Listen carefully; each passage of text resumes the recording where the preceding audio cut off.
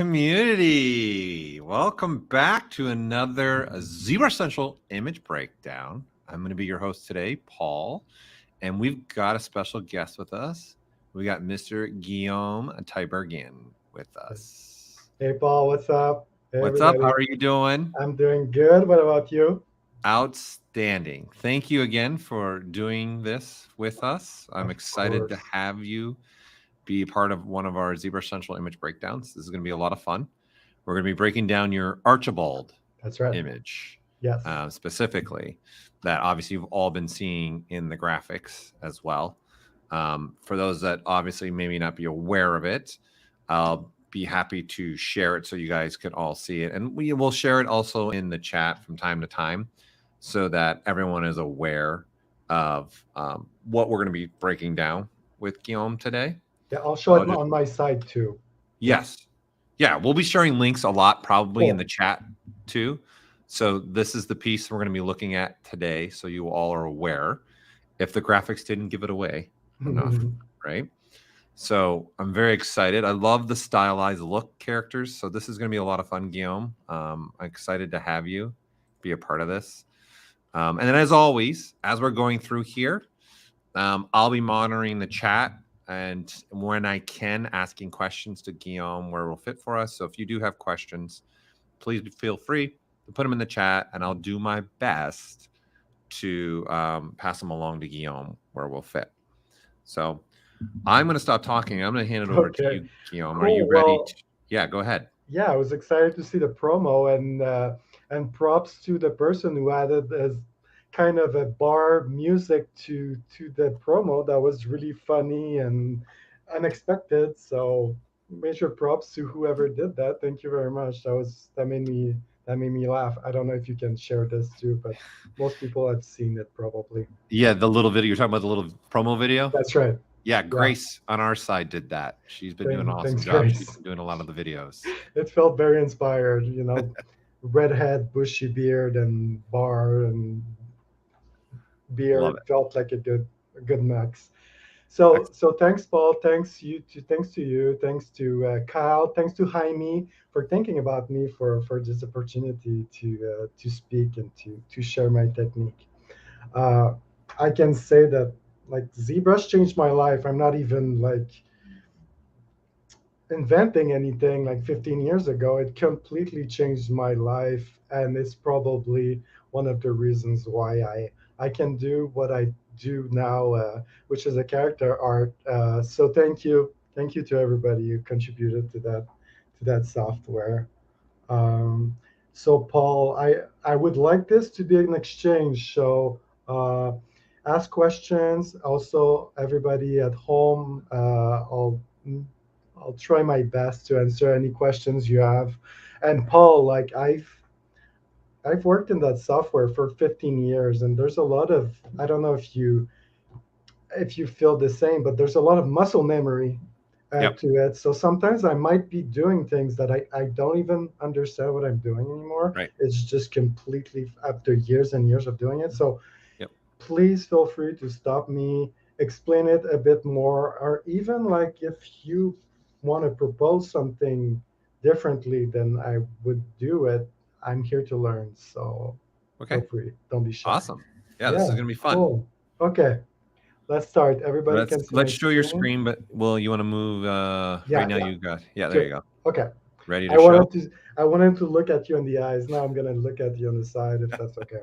Don't pay any attention to me anymore. I'm not really relevant at all. Oh, Paul, you're always relevant. So okay, so this was based on a concept by Joshua Brian Smith. So I do not know him. I know him now. So this is a character called Archibald.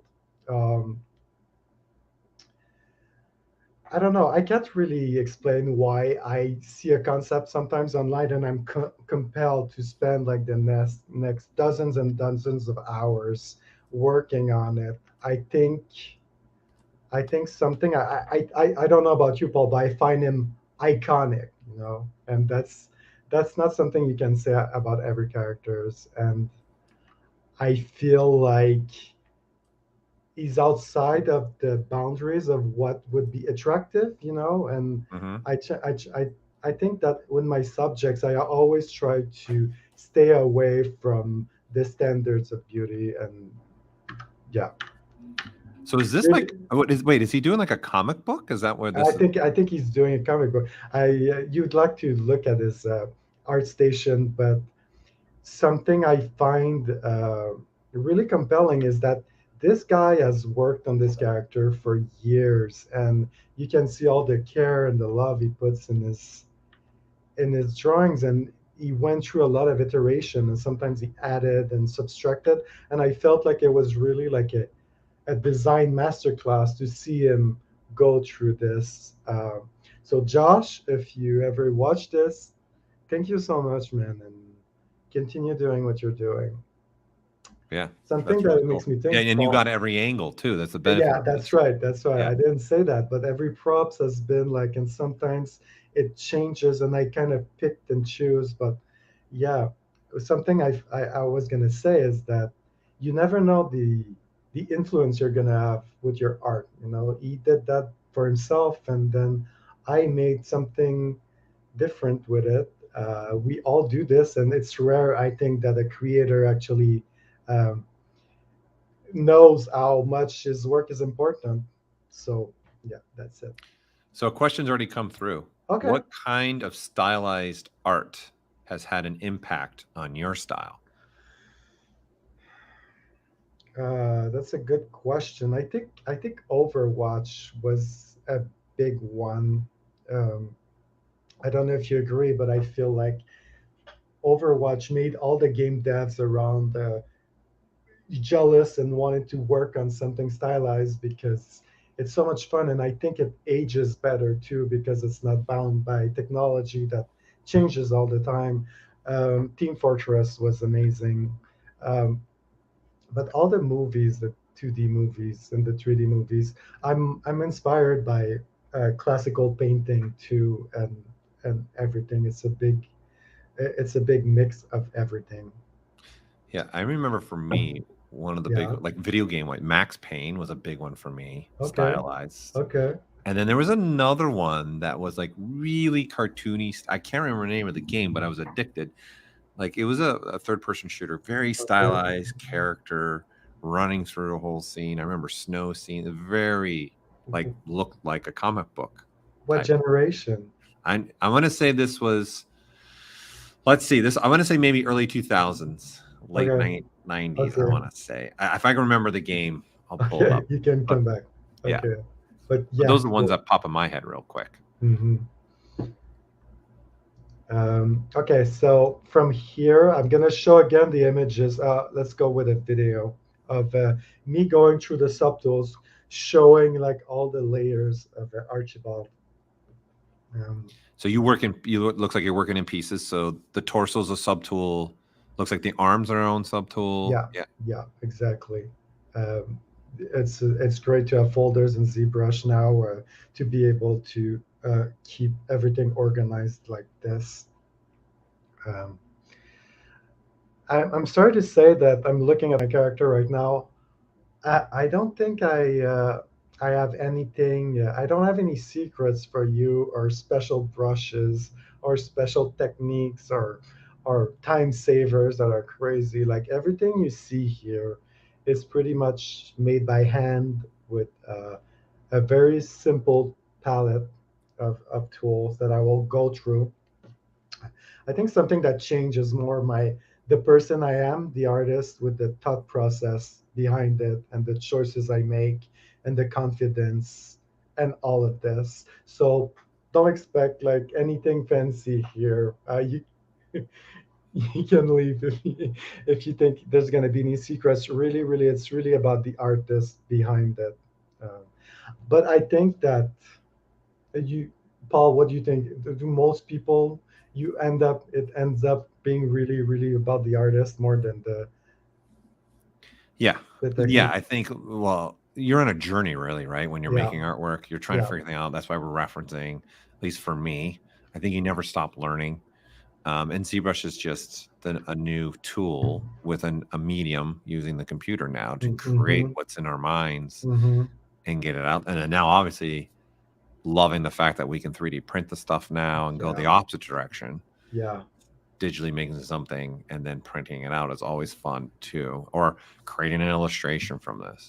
Yeah, but I think that's important for people watching too. I think seeing an artist's journey of coming up with this character and figuring out how to do the style, you might think it's not a big thing, but I'm sure to the people watching are excited to see how you do what you do with this piece. Yeah. Okay, cool. Because it's not for everybody. Like everybody, I don't think I can do a stylized character anywhere near as good as you can do it. Not even close. Interesting. Well, I'm going to say that I said that I use really simple tool, but if I was asked to do something realistic, then I know, because I did it before, I would get into using alphas a lot more and things that are much more straightforward, scans and cloth simulation and all of this. Here you have a turntable of the HD model. I just want us to look at it a bit. The surface, everything's really clean right now. Everything is stayed simple. I'll get to this the images here. You will see in the final textured version that a lot of the fine details are not on the ZBrush model, like the scars and everything. It doesn't mean that ZBrush can't do it. It would probably look better if I did it in ZBrush, but like you said, Paul, I'm on a journey, and I found that adding the details later give me more autonomy of changing things up if I want the scale and all of this, the fine details too. I also like to keep things relatively light in the polygon wise. So this is really a combination of everything I've learned so far. You sounds like you like to work non-destructive in a way. Yes. You don't want to. You want to have freedom. What someone's asking, what kind of brushes do you use mostly for this kind of style for you? I'll get to this. Whoever's asking. Here we go. Yeah, I'll answer your question soon. Yeah. And then the final one is an animation. This was animated in Blender. The thing I wanted to say is this model has been modeled entirely in ZBrush.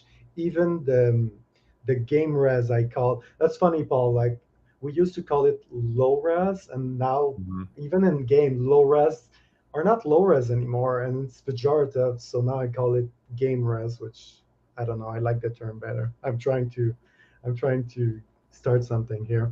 I hear game ready mesh a lot. I get game ready mesh. Game ready mesh. Yeah. It's not game ready. What I'm going to say, I'm going to spend some time at the end. I was able to bring down the size of it really, really low, so I was able to unwrap it and texture it, so I could save myself all the retopology thing that I would usually do in production. That's really cool. That's really, really, really cool. I do that with ZRemesh and polygroups. So I'll finish with this. Okay. Okay, cool. Cool. Hopefully this is not going to be boring, but I'm going to talk a bit about my setup at first. I heard somewhere that you're as good as the tools you use, and I find that as amazing as a tool is, if you have to do 3 or 4 things to get to it, you'll feel less compelled to use it. The thing about ZBrush is it's so moldable to whatever you want to do. So through the years, I was able to, you see, everybody's interface is very different. And I think everybody should spend a bit of time thinking about what they're using and to have like ease of access. So shout out here to my friend Frédéric Daou, who shared his shortcuts a long time ago. And I'm still using most of what he's using, but I've added a bit of it. I'm not going to go through everything, but as you can see, my numbers are my brushes, so that I can change very fast.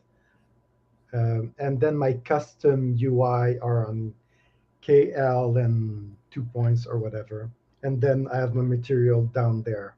I'll explain some more. Also, like F1, F2, F3, like split hidden, group visibles. you know, Paul, those are things that you do really often. Uh, and those are mostly the muscle memory of it. Um, okay, so let's take just a sphere here. So I'll start with the brushes I was talking about. Uh, okay, so move tool. Everybody use the move tool. It's pretty self-explanatory. I feel like sometimes I will use the move tool instead of the standard brush. You know, something that adds like layers and layers is not very precise. And sometimes I'll just, most of the time even, I will just push the form slowly in whatever X, Y, Z I want. I use the move tool with the AccuCurve. Let me do one. So this is without the AccuCurve, and this is with the AccuCurve. So Paul, would you say like the fall off of the brush is really tight in the middle? Yeah, it's more giving an accurate result from from the brush icon itself. So that's why you're getting more of a spike. I use this all the time, maybe for pointy hair or sometimes to pinch like a fold on something. Really, really, really practical.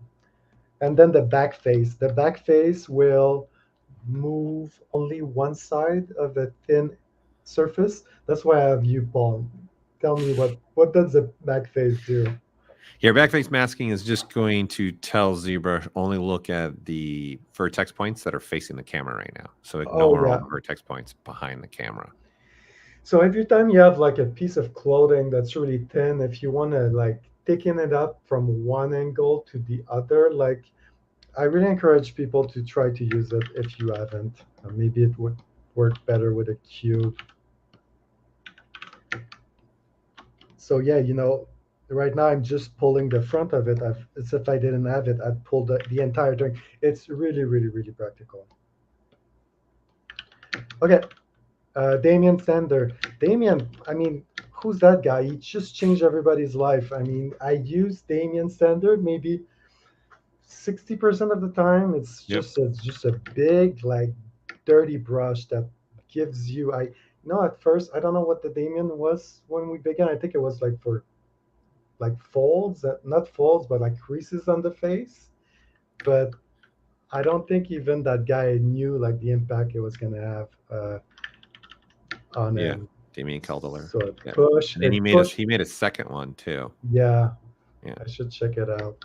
What's the difference with the second one? Do you use the I don't remember. He presented it at one of the ZBrush summits. I want to say now with the blimp of 2020 and 2021. I can't put my years together anymore. Yeah. I want to say I'd have to find it. I want to say maybe 2017. I can probably find it and let people know. But someone already beat me. Daisuke already put it. He already got it on there in the chat. Cool. So people just let me know how awesome it is. But it's just a way to like get ideas down. It helped me with folds, but it also helps with like art surface. You know, it gives me a plane. We'll talk about planes if we have time, but it also helps me with hard surface. And somebody was asking, speaking of hard surface, have you been using the Z modeler for certain parts of the model? And if so, in what case did you decide to use Z modeler? I use Z modeler a little bit. I have it. It's you guys are beating me to it. I think it's 9 here.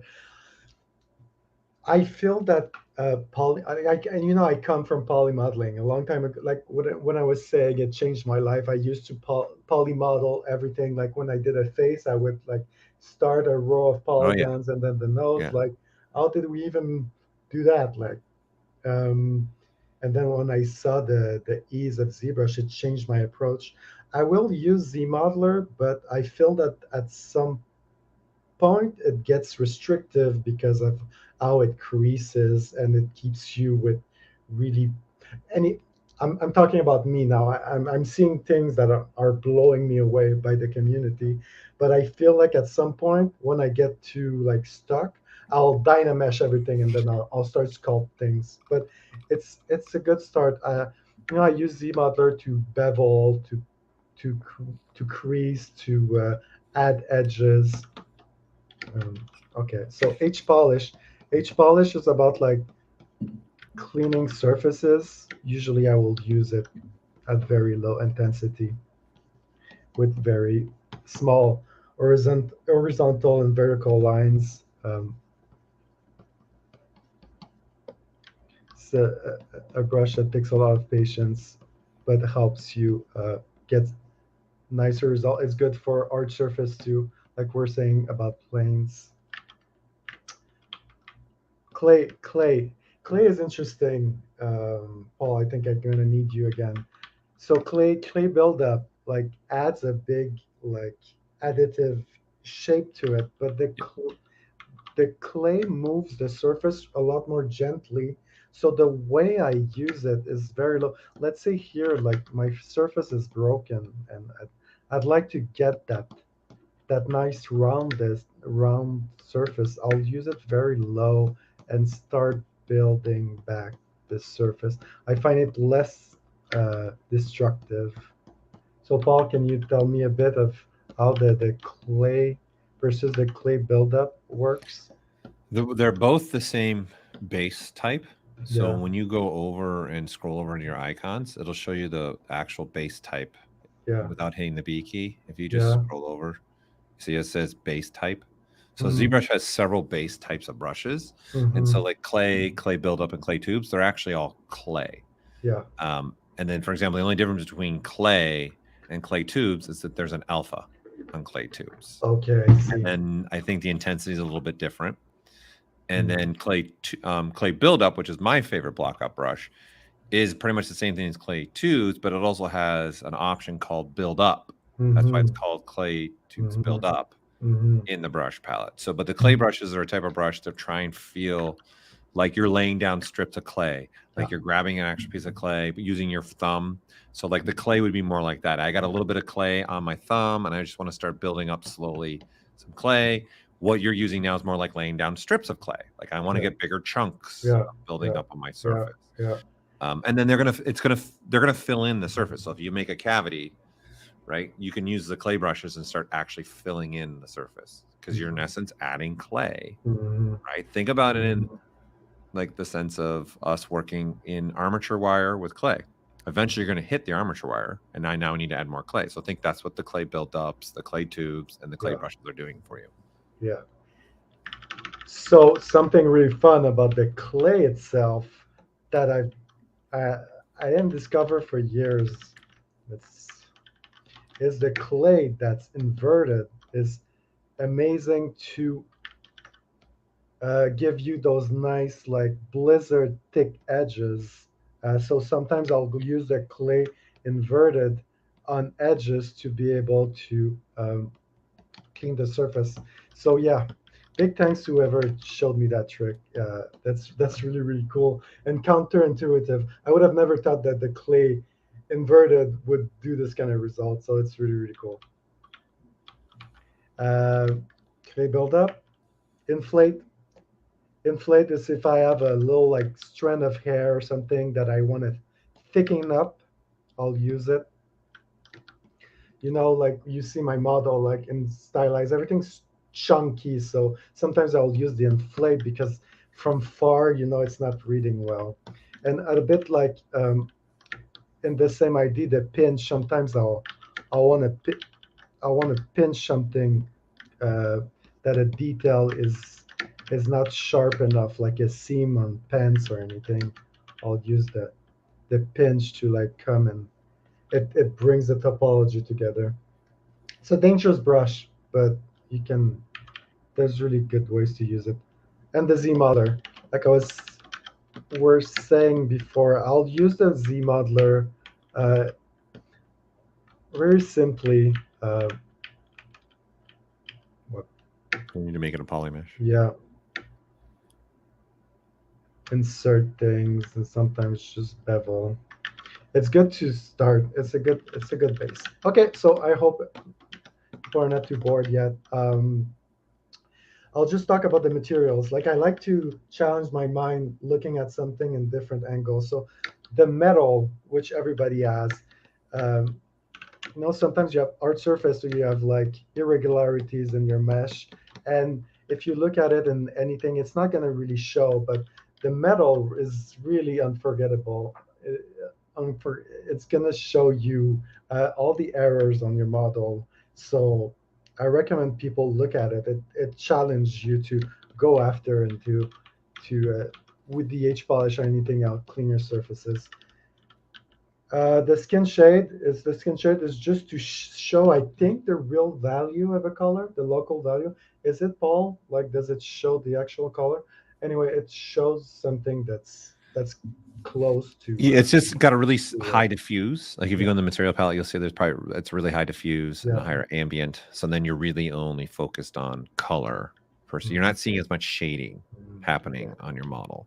So For the when I have a clay material, a bit of what like you were saying, like there's less light information than the metal. Sometimes I just want to see my shape as a whole, so I use this. And then I have the silhouette, which I don't really use anymore because I think that I developed my mind to always see things in silhouette mode. yeah, so you're not using the thumbnail silhouette. I see. I'm Then not. if you turn it off. I'm not, Paul. Yeah. I should, but No, well, no. But I mean, I really like the idea of it. But I realize that I do the same by always working and then coming back. There's something about the motion of scaling back and scaling up. You're right, though. I should probably force myself to see, like, I don't have it here, but like you guys have found something really, really cool that would help me not having to push back. But for some reason, I think I'm so used to it that I'm still doing it. But I'll put this as a note to put it back. And yeah, but I think you're replicating.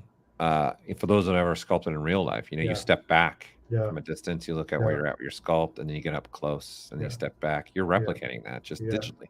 Exactly. Really. Exactly. And then finally, my custom UI. So I made my own boxes with everything that I use often. I'm not going to go through everything, but Dynamesh, ZRemesh will all have things that are different, really molded to our needs. The panel loop, the ZRemesh, so that we don't have to go through the menus every time. That speeds up your process. So wait, so what menus you have? Are you separating them in a certain way so that you're not saying necessarily making a sculpting, a painting? How are you separating these menus for yourself?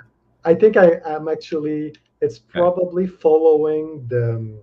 So you got you got geometry actions, and what's the other one? Pop up the other one. Okay. Okay. This one is like the curves and the lazy mouse. So stroke, you're making your own stroke palette, pretty much. That's like your own stroke. Yeah. For the most part. And then I have my morph targets. Mm-hmm. And then at the end, I don't go there often, but the spotlight, I use a lot, and the booleans, and so every couple of years I'll go through it and I'll change it depending on the new tools. How many do you have? You have what, 3? You have 3, right? Of them.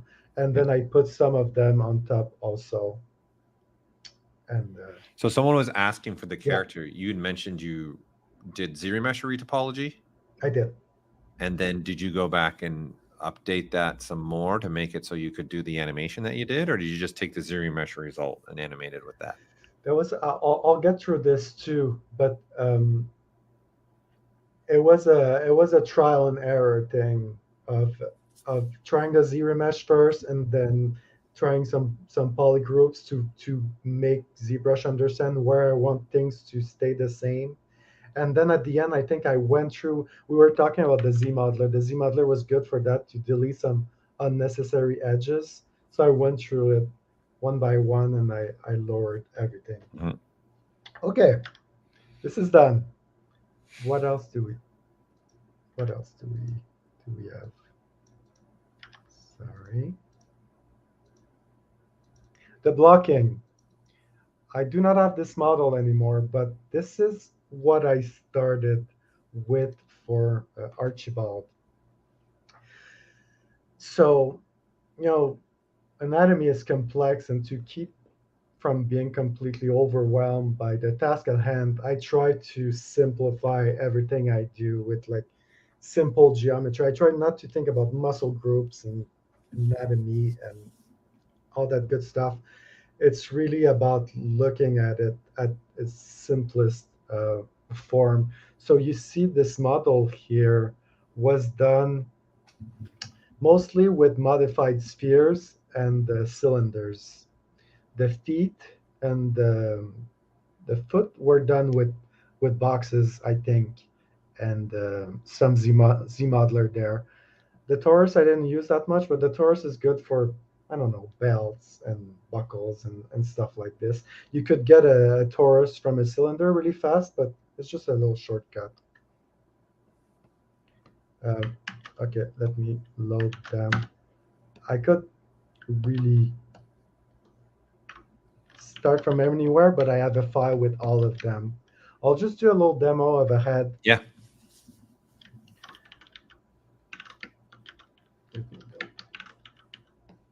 So this is the skull. I just start moving things around. This is the jaw. It's really basic stuff, but like I said, there's really no secret to this. Like, as you know, like the skull is not a perfect sphere. There's some flatness to this side to them, so you need to observe a lot of things. And then, oh, where am I?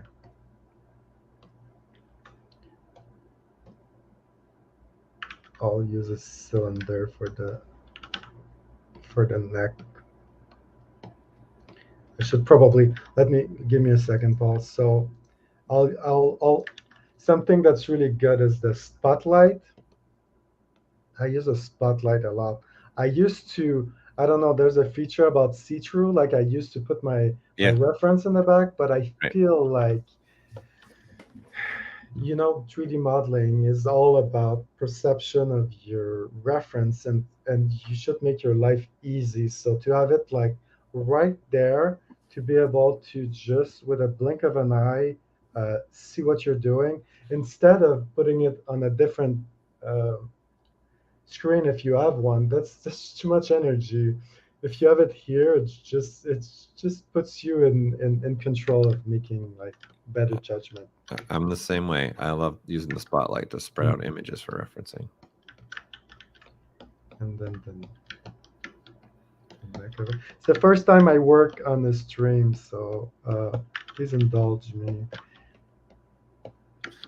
You know, here I could think of like the trapezius and the sterno, but really at this point, you see, even like I'm trying to overthink it a bit. It's just like a cylinder. Just like don't overthink it at this moment. Go through the model in all the angles. And then you mentioned you like to stay pretty low polygon. So a question also just came through. Yeah. Do you have a quality limit at active points when you make these stylized characters so they don't get too cluttered with detail? That's a really good question. Yeah. I don't like to be stopped in my flow, and I think it depends on every computers, but I think I usually stay under 5 million for one subtool, because when you go higher than this, there's a little delay when you switch up and down. I don't like it, so I keep, if I really have to do this, I'll keep it for the very, very end. And do I even need it to be this high? That's really the question I always ask myself the question. But I'll show the model at the end and show the poly budget.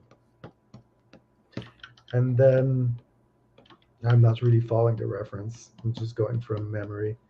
It's stylized. It's your world. It's your world. And then, you know, an ear that should be like a, what's that?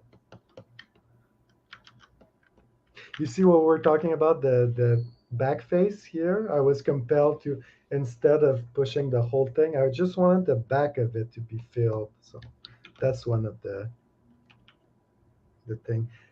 Good point. When you work with Spotlight, you need to go in Spotlight projection and take this bad boy out, because if not, you can't sculpt. So some people, if you use Spotlight and you're like, I can't do anything. What is he talking about? You have to go through the Spotlight projection. Yeah, which the default area for that, for those, because he's in his custom UI, that's in the brush menu under samples. So that tells ZBrush not to use the image he's using as a sculptural painting. Right down the very bottom. Very bottom. There you go. Nice. You're just pulling this out of your brain. I love it. Yeah. I forgot where it was. And then and here, that's something I can see it, but that's complete. That's really, really complex. As a start, like it's almost like just half a cylinder with the top a bit raised.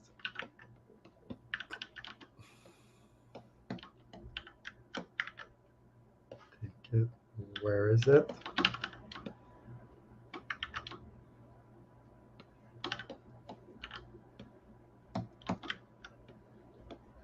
And then, you know, it's at a bit of an angle.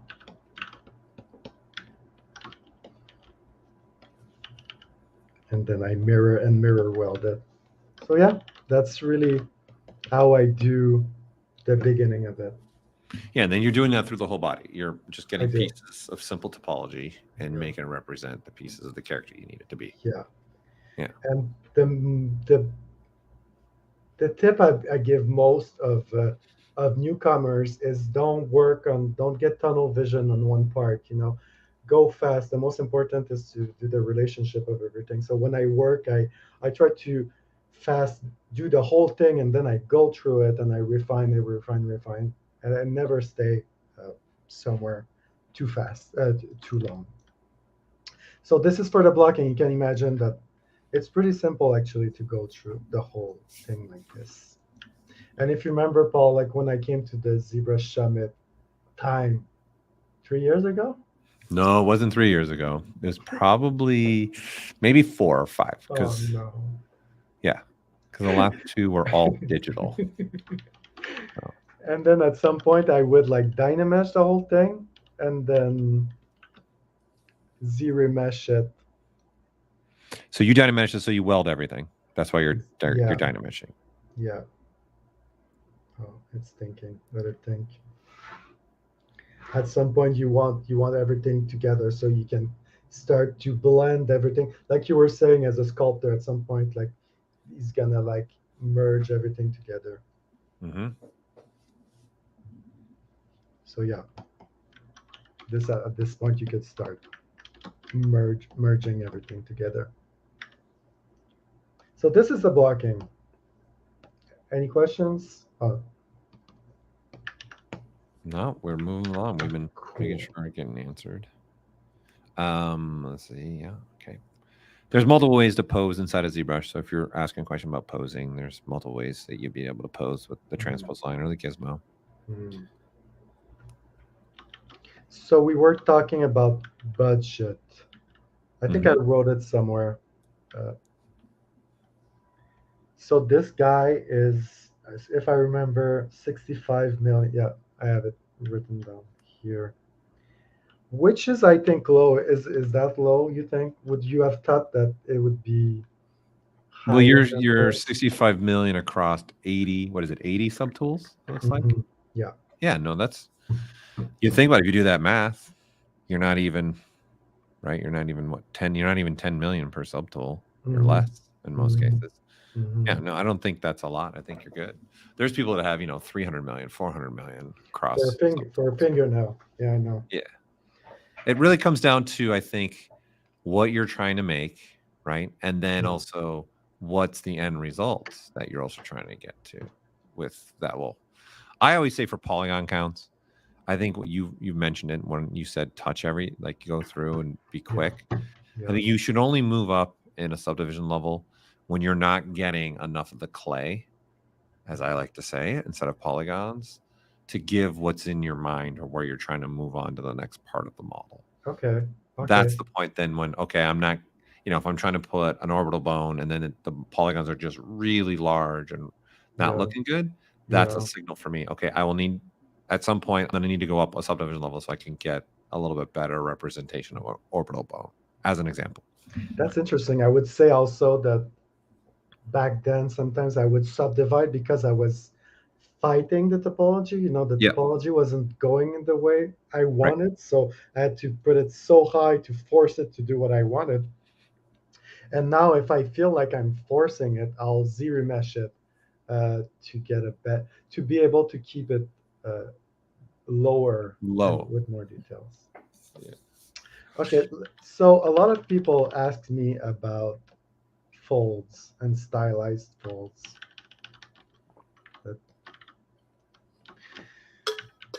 So fold, like it's a lifetime to learn, really. There's a lot of the thought process behind what kind of fabric it is, what's your tension. The important thing is, you know, I'm going to tell you how to do a nice fold, but the most important is there a need for a fold to be here? Is there something pushing or the gravity pulling down? Here, he's stuck his pants down his bandages or boots, so it pushes the extra fabric up and it zigzags here. Let me, so I'll smooth it out. And here, even though I smooth out, like I figured out the arrangement of them, which is probably the hardest thing. You need to find a way to put your folds for them to be natural. You know, some people will put folds very standard, all going in the same direction, but nature rarely goes really parallel. It will play with the rhythm and it will angle some things, and but you have to learn about design to do this. But let's just take it as a basic. To do a fold, I'll start by digging in. Here, an important rule is that how am I going to say this? For organic shapes, mass doesn't disappear. You know, if something is pushed back, it means that it has to give somewhere else. So when you do a fold and you push something in, it has to push back somewhere else. Does that make sense, Paul? Cause and effect. Cause and effect. Cause and effect. There's Exactly. a cause and then there's an effect. So Yeah. the pushing up is pushing it in, and there's an effect then on the other side of it. Exactly. So that's good for folds. That's good for skin and other things like this. So first of all, I'll get back those shapes. Something interesting is that at some point the tension is so strong that the fold breaks on itself. So that's what you see in those eyes. I think some people call it eyes. You see here, I'll use the AQ curve. You could do it without it, but it's a little push. I think what's most important about folds is to look at it in every angle and to be very patient and to pull the form. Now I'm using the same brushes we talked about, so a bit of move, a bit of Damien. So that's about it actually. Moving and Damien. So, you know, we may ask like, why is he looking at his model from the bottom like this? Nobody's ever going to see this, but it's important to figure this out because the light will hit the surface a certain way that even in other angles will look right. So if your model is not looking the way you want and you can't explain why, just look at it in the most insane angle, from the top, from the bottom, from the side. Just challenge yourself. Never stay too long in one area and in one angle. And then a question came up for smoothing brush. You only use the default smooth brush. I do. I'll use this, and then I'll use the H polish sometimes too. It's a combination of both. And then do you build all your accessories on top of the base mesh, or do you use also the base mesh to build them themselves? So are you bringing in another subtool to build your accessories, or are you also building right off the existing mesh that you're working on right now? Yeah, what I do is, well, it depends, but the pants, what I did is I took the naked body and oh no, I don't have the naked body, but I masked the legs and then I extracted this and then I Z-remeshed it. Let's say I would want some kind of bandage here. I would mask it and then take this information and then start from this, because you already have the shape of the leg. So that's where it's important to have a strong anatomy behind what you're doing, because you can go really, really, really fast extracting notions like this. Yeah. But yeah, see, I'm already getting the folds back. But like I said before, the job was already done with the design of them. And you know, you can leave it like this as a line, but a fold is, you know, a fold is nice. It's gonna, there's a gravity to it. It's gonna, the gravity is pulling down here, and I see that on some folds. I think you said it well, Paul. It's the give and take. You know, it's pushing down, so this is gonna push back up, and this is I do stylized, but to do those kinds of details, I looked a lot at scan data. So I think really a secret to good stylization is that you need to be able to do realism and to simplify it. Some say it's even more work than to do realism, because it goes through a change through this. But yeah, voila, those are folds. They're even, folds. I feel better. They look better than my actual folds. So maybe I. And then you really only used Damien standard, move, a smooth. Yeah. And that's really it. Oh, and then H polish. That's right. Yeah. What else can we talk about? Oh yeah, let's talk about bandages. I don't know why is there bandages in all video games and movies, balls. No, I think of Star Wars, and they have bandages everywhere. Like, it protects you from the environment. I guess it's cheaper than a T-shirt. You just wrap it. It's true. Maybe it's a level thing that looks like it's kind of bigger or something like that because it's leveling on top of it. I don't know. You make a good point. There is a lot of bandages and stuff. That's true. It's like my one favorite trivia question. Name a action Arnold Schwarzenegger movie that doesn't have a helicopter in it, like a full action. I wanted to do the impression, but I can't do it. Get down. We gotta go get to the chopper. Get to the chopper. I'll do it. I don't have a problem. You don't disappoint, Paul, as usual. Thanks. Okay, so I don't disappoint embarrassing myself. I got you. Great. So bandages. This is complex. I'll say how I did it first. So I'm gonna smooth it down.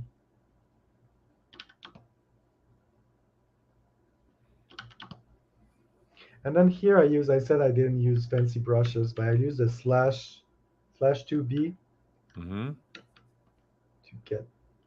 to get those feeling of a volume on top of something else. You know, it's as simple as that. You just have to wrap it around. You could have just masked it and push it up. So yeah, it's about. At first, this is a technique. It's really simple, but the most important is what are you doing, why are you doing, and how are you going to do it. So you have to think that it's one object that wraps around, so it will overlay, and it needs to have it, like we were saying about, or I was saying about folds. It doesn't go straight. It angles and it wraps around, and it's dynamic and it's fun. here's something interesting I thought about. So, Paul, years ago, if you asked me to do this, I would have probably take a lot of cylinders and arrange them to have, that nice little border to them and a lot of uh, detail to it. But this is faster, and in the end, it looks the same. And Mm-hmm. here there's a rule that if you're looking at I'll try to explain this. A highly no, or a highly simple form that contains multiple different objects. If you're able to sculpt it as one subtool as long as possible, your skills are gonna improve a lot. As if you're starting to separate things and then try to make something whole with different objects, you're gonna waste time and it's gonna hurt you in the end.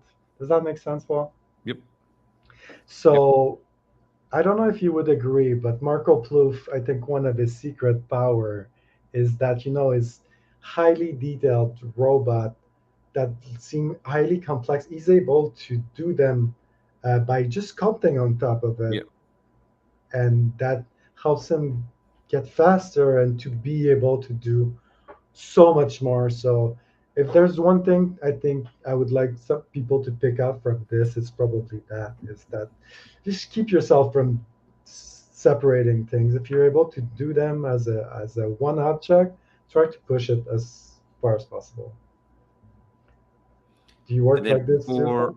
for the hard surface stuff, did you happen to use any of the clipping brushes? Someone was asking if you used any of the clip brushes to make your hard Because surface. yeah, you guys are smart. I'm getting there. Every Oh, question that people are asking, they're just let's do it then. Let's do it. Um, I did. Let's take some of those parts. So I was telling you that when we're seeing the model texture that there's a lot of things I decided to do in the texture process. Um, those little cuts, you can't do this in texturing because it's affecting the silhouette, and normal maps are faking of that. So I had to make a choice of doing this directly in ZBrush, which was, I have to say, like when I retopologize those little things, like ZRemesh did not like those. He didn't like to retain those shapes. But really, whoever asked that, I just took the clip brush, and I'm going fast here, Paul, but most people, I hope, know how to use this. Uh, I use the clip to do that. I don't think I'd be able to do this clean of a chunk, um, like manually. I don't think so. Like it would have looked very bad. So yeah, this is one of the points where you need to use a tool that will do it better than you would do if you use the regular tools. Mm, what else? is there any certain part of the character you pay Yeah. extra attention to detail on? I mean, no, that's the thing. Like, you can look at my model. Like, it's not perfect, and the goal it's the sum of all parts. It's about them being consistent, mostly with the design, with what they represent, and to be like acceptable. Like, I'm not gonna spend. No, actually, I'm gonna change my answer. Can I change my answer? Yeah, change it. It's your stream. I mean, the most important is the face, because that's what people look at. So it's not really about like adding more details to the face, but it's about you need to nail what you're about to do, because it doesn't matter if the rest uh, is good. So I wouldn't say I put more detail, but I put more care on the face because that's what's attracted. And then I ask myself questions about other parts if they're really worth my time to really, really go into details. Well, I think just a face and hands can tell a lot of story, Yeah, right? And a character. yeah, yeah. That's the old. What is that old saying? The eyes are the entrance to the soul, right? And then your hands are the Yeah, gesture of gesturally doing things. it's beautiful. Yeah. Listen, this reminds me of another artist we were having a conversation about.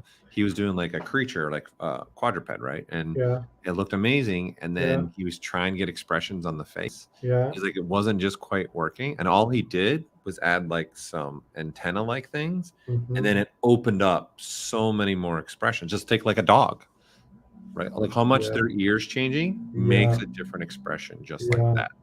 Yeah. So I think what you're saying is I was about that head is important and really can get your story across in your character. And I think I remember you commenting on that model on ZBrush Central. I think that face is so interesting and so different. And those are some of the things that were really speaking to me. Yeah. When I did it. Wow, we're almost at an hour already. I was worried. You're right. You're good. Have been. You got time. I shouldn't have been. Okay, let me finish this and then we can do questions if people still have questions. Let me open the game res one. Okay.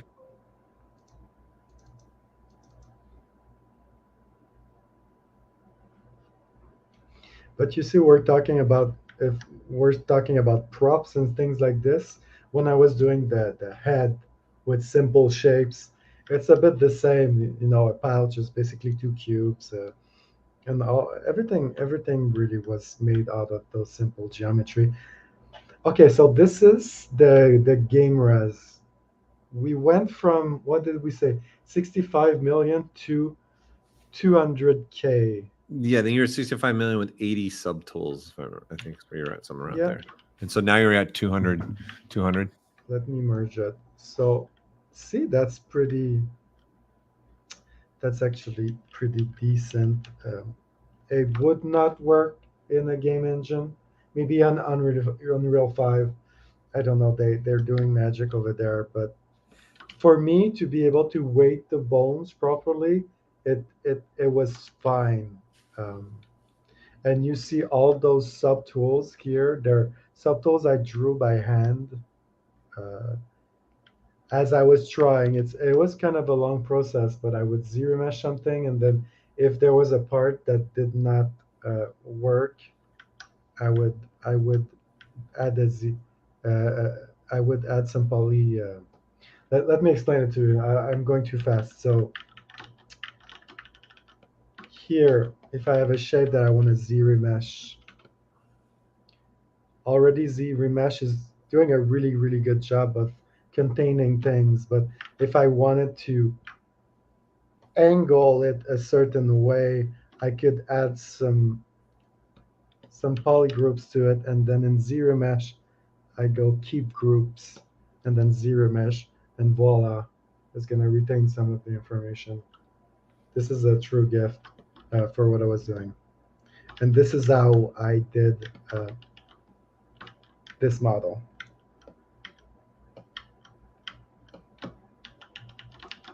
So yeah, Paul, you've got. I see you got polygroups. Yeah, representing like even the movement that you get in a forearm. So then you're getting topology already supporting that muscle flow that we have in our forearms. What's the example you just gave? Yeah. We can talk about the forearms a bit too. The forearms are challenging. How much time did you spend on this character, do you think? This is hard. I used to like time myself for characters, and then I got really sad and I stopped. When you see my stuff, I think part-time, on my own time, it takes me about 3 months. So when you see a character, usually it's a season for me. It's like summer and spring and autumn. It's really weird. It goes like this. So if I'm if I'm serious, I can pull like 4 characters a year, which means like a character from start to finish and animate it. I could help myself and do smaller projects, but I don't. I don't know. I like grandiose things. I could do a bust and then be satisfied with it, but I'm Yeah. not. Okay, so this is a bit different. Uh, so it's no, that's really sick anatomy. Um, so here, like the knowledge of anatomy is really important, more than the tools you use really. So forearms, I think people know forearms a lot because I don't know, superheroes and GI Joes and stuff like. So we have the the deltoids, the bicep, the triceps, and the extensors, and the tensors. So you have to know where they are, where they start, where they end, what they do. To a certain point, you can go crazy and take. I've took like Scott Eaton's class like 4 times. The Oh, same that's class. good. You take the same class and you pick new things every time. It takes a lifetime. So if you're into this, I think at some point I decided that I would, not that was enough, but I just didn't want to burden myself with too much of it. So I simplified what I knew. You have the anatomy of, can you see it? I have the same figurines as everybody. The anatomy of teach in the back. They help me a lot. So, do you agree, Paul, that like anatomy at some point, are you still learning it and the names? Yeah, 100%. And I don't think you need to know every single like bone and Yeah. muscle names and how it's really about artistic. And I think those figures you're talking about are Andrew Cause for Anatomy Tools. And I took one of his workshops, and that was one of the major things. We got to look at anatomy more as an artistic eye, not a doctor's eye, right? Per se, is really just looking at large masses that are important to us as a sculptor. One of my biggest takeaways from his workshop was the Da Vinci 5-eye rule was crazy. Okay, what's that? So you know how we've got an extra eye between our eyes, right? To get our spacing. Yeah, I know If that. you add another one on each side, Yeah. that is now the exact width of a skull by the zygomatic arches, right? So that's your outmost outer point. And then Da Vinci discovered if you flip it, right, and now go down vertically, you're going to land every important bony landmark to an artist, like either obviously the top of the skeleton to here, down to the chin, then it goes to the top of your sternum, then the bottom of your sternum, then you do it again, it hits your 10th rib right here, which is one of the most important ribs for us, because that's really where all that movement's coming from. And then the top of the pelvic bone, to boom, boom, boom, like down the whole body. I was like, what? Like, that's insane. Yeah. And that was one of my big things. And I think that's why people should keep always learning. Go to workshops and do it like you did. Scott Eaton's as another person. Fantastic anatomy workshop to take. Thank you. I'll remember that. Yeah, Da Vinci was all about the secret codes of life. He was dissecting everything and things like that. It was just crazy. Like, and Andrew did it like on a live model. He's like, look, I'm going to show you. Dun, dun, dun. I'm like, what? This is insane that this works perfectly. It's crazy. Yeah. So, and that's what it's really about, those bony landmarks. Yeah. Right? You move your arm up, it's the bones, moving that are going to make the big changes, right? And then now your muscles are just firing. And I think another big thing that in any anatomy study I've been taking is muscles only pull. They don't push. Yeah. So then understanding this movement, what muscle is pulling? It's not your pecs. So they're relaxed, right? It's your back muscles and your delts. Bring your arms forward is your pecs, right? And understanding that, just that concept, I think helped me out a lot with anatomy sculpting too. So yeah, the bicep, and when we're seeing here, bicep and tricep. Again, same thing. There's a cause, something to bring it, and now there needs to be something else to bring the arm back down, right? There's got to be an opposite muscle group. So we need a lot of study here, and obviously it's not perfect. I could just start smoothing and finding things again, but I don't think I am. Just gonna say that a muscle doesn't start where another one ends. They usually will overlap each other. A perfect example is the bicep here. Its origin is under the delts, and you have to keep this in mind when you sculpt. So here, like anatomy, you can't fake it. Like you really need to know your stuff before you're about to do it, and to be very careful about it. We can talk also the brachio. The brachio, this one here, always confused me because the lower arms can rotate on themselves. So and depending on where the wrist is, it's in a different spot. But I think as a rule of thumb, I I'll always remember that it attaches to the exterior of the bicep and it connects to the thumb. So that's always a trick to remember. Let's just make it easier on me to understand those kinds of things. And then yeah, Paul, I think I'm done here. So there was some other questions though. Yes, So let's make do it. sure let's see if we can get those answered for them. Let's see. Okay, when you make a game res model, is there any detail you're willing to sacrifice over the other, especially if the game res model has a certain budget? That's an interesting question. I mean, most games now have like a viewer of the model to pick some different Right, let's take, props for or- example, like the jacket, Oh, yeah. right? You've got Yeah. the pocket. Yeah. For you, are you going to make one piece of geometry that is just representing the whole thing, including the pocket, and let's say even the brown shoulder? Or are you going to still keep those separate meshes? I mean, we're getting more into like rigging now. For rigging, you would try to keep everything as a whole. Yep. I'm not sure I'm following the question. So I think they're just trying to figure out where you make sacrifices so you can have a game ready mesh to make sure you can still keep the details when you're working on something a little more high res. I mean, the rule about like normal map is a normal map. Mm-hmm. Gives you an impression of depth. So if you have a hole like this, you can leave your form flat, and then the normal would give you the impression of depth. But if something is convex, then you need to have enough geometry to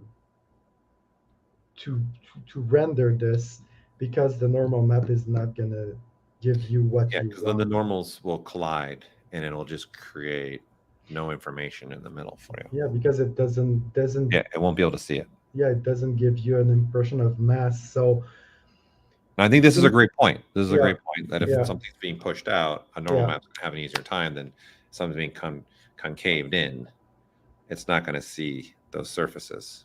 So you might think that something is really, really complex, a surface, but if it's all like holes, it's concave, then it can be basically a polygon and render everything right. So my general rule of thumb with game res is that you keep the topology for deformation, for the model to deform well, and for silhouette. The rest you really have to pick your battles, and it's really a case by case. They were asking about anatomy courses, guys. I'm going to put the one he brought up, which was Scott Yes. Eaton first. I'm going to put that in the chat. So this is the one that he was talking about, and it's open registry right now. He's starting up June 24th of this year through October 7th is the course. So it's open right now for you to join that. And then he also brought up the figures behind him by Andrew Cause. So that's called Anatomy Tools, is that company. So I'll put that in for you all as well. And Andrew does also in-person like workshops and stuff out of his space in Las Vegas. So rigging endorsement, I think it's probably they're not cheap, but I think it's the best money I've ever spent, because I use it every day. And Paul, like when I moved to California, I brought it with myself, and the baggage check, they didn't like that. They didn't understand what it was. They wanted to know, what is this? What's inside it? Did you make this? Oh no. Yep. And we've had both Scott Eaton as a guest at the ZBrush Summit as well, and also Andrew Cause also at the ZBrush Summit. So if you go to ZBrush Summit on our YouTube, you can find, like, just like we're doing right here with Guillaume, both of them, they're great anatomy instructors for our world, the ZBrush world of people. You know, Scott, the last time I took a class was 8 years ago, and he's still going strong, man. He's a giant.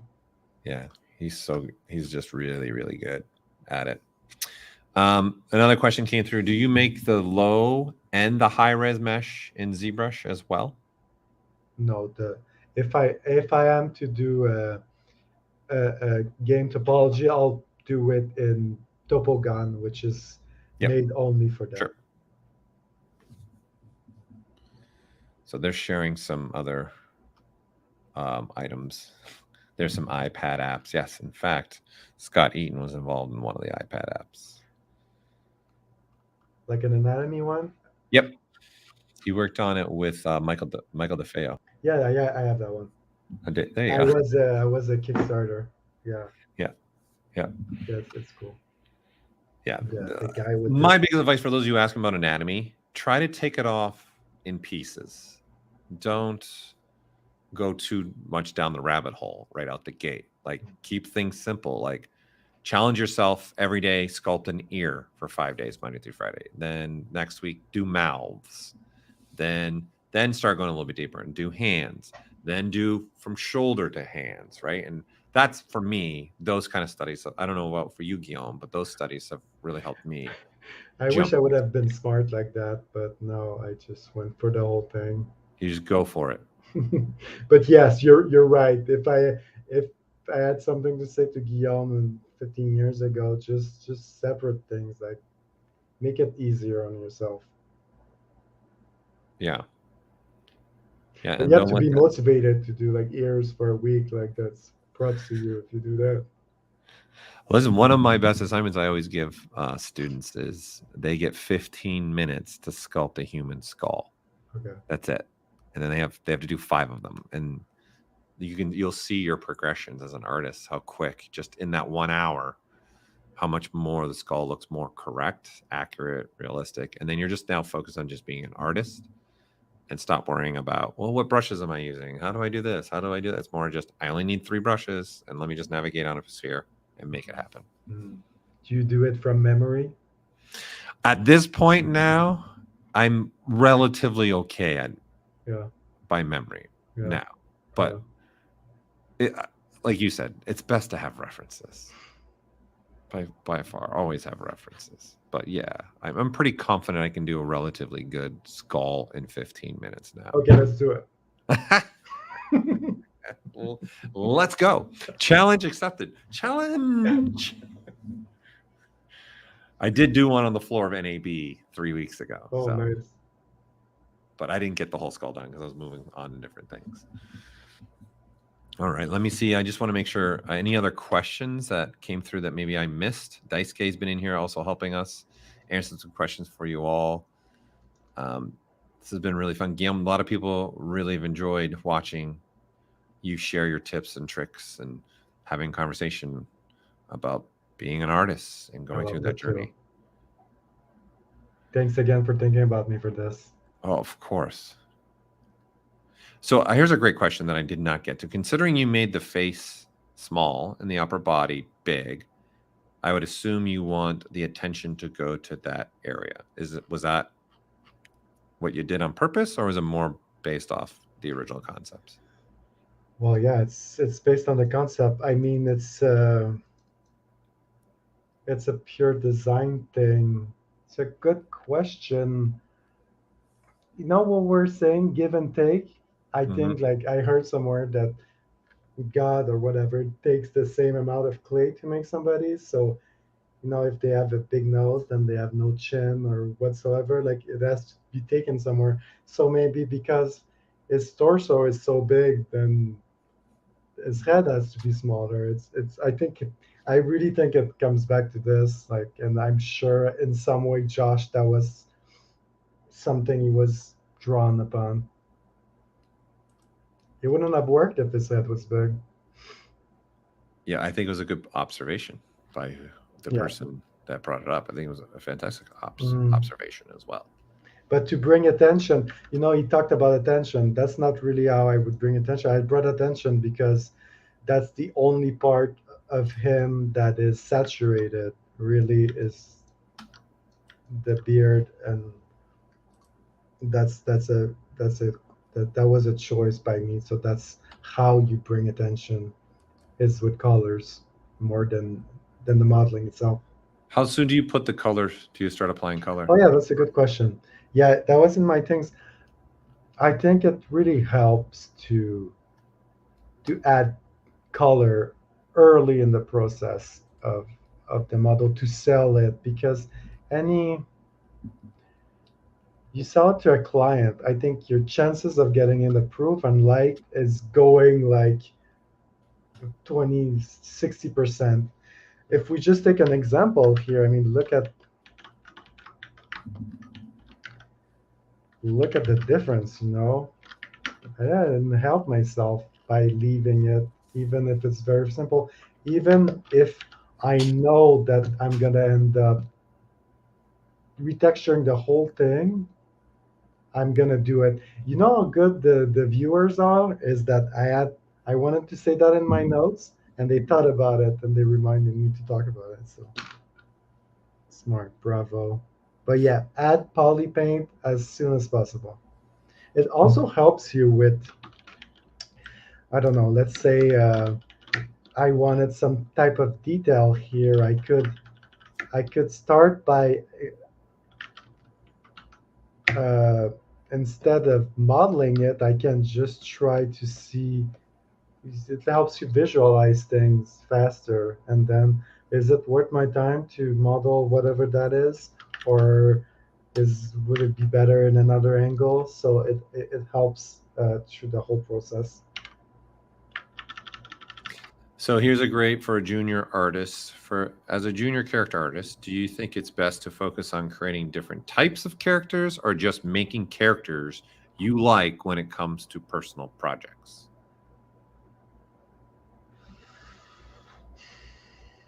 That's a big question. I think what I see it as, and I hear that, is that should you mold your portfolio to get a job in the industry? Would you say that's some of the Yeah, I would say that's how I would interpret that question a little bit. And like what you were saying about you should do arms and ears, like that's molding my portfolio to a studio is probably the smart thing to do. But I mean, dude, we're artists. I think you see the love and the passion that somebody puts in what they do. So you can try to be smart about it. If you want to go to Blizzard, you can do an orc or whatever. But I think as a general rule, you should do what speaks to you, and you should follow your own path, however difficult it is. But that's me. I think somebody else would tell you that the industry is really hard and that you should be smart about your choices. If I can talk about your choice of subject, I think staying away from over sexualized or over violent things probably helps you get closer in the industry. So I think that would be my big tip here. And also, like, okay, so another thing, you can, when you start, or at least when I started in school, you want to do everything. You know, you think you're going to make a James Cameron movie, and then 3 years later you have maybe a character. So when you start in the industry, you should find what you want to do and focus on this. But if you want to be a character artist and you want to do the concept too, it's hard. You know, there's really, really good concept artists online, and maybe it's better for you to find something that's done by a professional and redo it than to try to do it all by yourself. Works for me. Well, you know what, Guillaume, thank you again for being a part of this stream with us. Yes. I know I've had a lot of fun, and it sounds like everyone else has been having really a lot of fun coming along this journey with us. So I really appreciate you taking time out of this. I know, Calvin, you just asked another question is, do you think having stylized and realistic characters in portfolio is a problem? You want to take that? Do you want to answer that, Guillaume? If having a stylized characters and realistic characters in one portfolio? No, I mean, it's good. Like I was saying, I think to do good stylized, I don't know. I used to do realistic like 10 years ago, and I think it's helping me. I think it shows diversity. No, like I said, do whatever you want to do.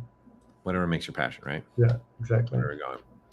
Well, this has been a lot of fun. And for those that haven't been having as much fun as it looks like Guillaume and I have been having, our next one is next week too. So I want to make sure you guys are, if you really enjoyed what we've been doing here with Guillaume, our next stream is next Tuesday. ZBrush Central Image Breakdown is going to be Marcus Hurdle, which is another stylized type of characters, but it's really nice. Guillaume was talking about poly painting.